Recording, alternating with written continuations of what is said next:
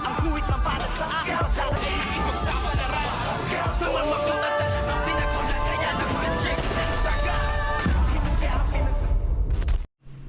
Good morning and welcome sa aking munting channel. Nalaman na nga nitong ang si Don Facundo ang katotohanan kung sino nga ang tunay na pumatay sa kanyang nag-iisang tagapagmana sana at apo na si Pablo, at tinawagan na nga siya ng kanyang manugang at galit na galit nga din si Senyora Vitina nang makita niya ang litrato nga ng pumatay sa kanyang apo. At dito naman ay nang malaman nga ni Don Facundo kung sino ang tunay na pumatay sa kanyang apo, ay dali-dali nga itong umuwi ng mansyon. At nang makita niya nga ang litrato, ay sinabi niyang kilala niya ang taong ito.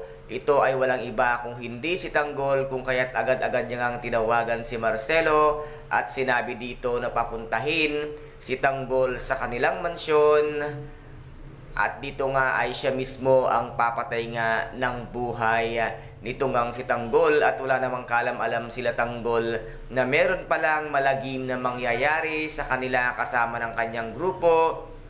At dito naman ay habang pinaparusahan na nga itong si Tanggol kasama ng kanyang grupo, ay nasabi niya nga na huwag idadamay ang kanyang mga kaibigan dahil wala silang kasalanan. At dito nga ay nagulat nga man itong si Marcelo nang sabihin nga ni Tanggol na kung kaya't niya pinatay si Pablo dahil nga ginahasa at pinatay niya nga rin si Bubbles, na siyang kinagulat at kinalaki ng mata ni Marcelo na ngayon nga ay hindi niya na alam ang kanyang gagawin at hindi na nga niya susundin ang mga ipinag-uutos nga nitong si Don Facundo dahil sa kanyang nalaman na si Pablo pala ang tunay na pumatay sa kanyang anak kay Olga. At dito naman ay habang nagkakagulo nga sa bodega, ay dumating naman ang grupo nga nitong si Ramon na ngayon nga ay hindi na halos mapalagay, lalo na nga itong si Vitina. At galit na galit ngang dumating itong ngang si Ramon at sinabi nga niya dito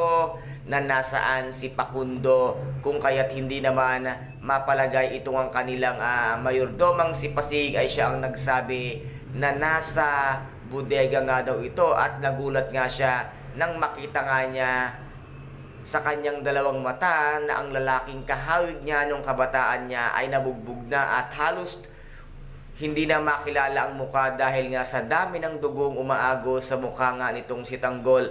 At dito nga ay naisipan na nga at pinag-utos nitong si Ramon na tapusin na ang lahat ng mga tauhan nga ni Don Facundo at kinakailangan ay siya mismo ang papatay nga kay Don Facundo. At ngayon naman ay kinausap nito ngang si Marcelo si Madonna na iligtas ang mga tauhan nga ni Tanggol kasama nga si Tanggol.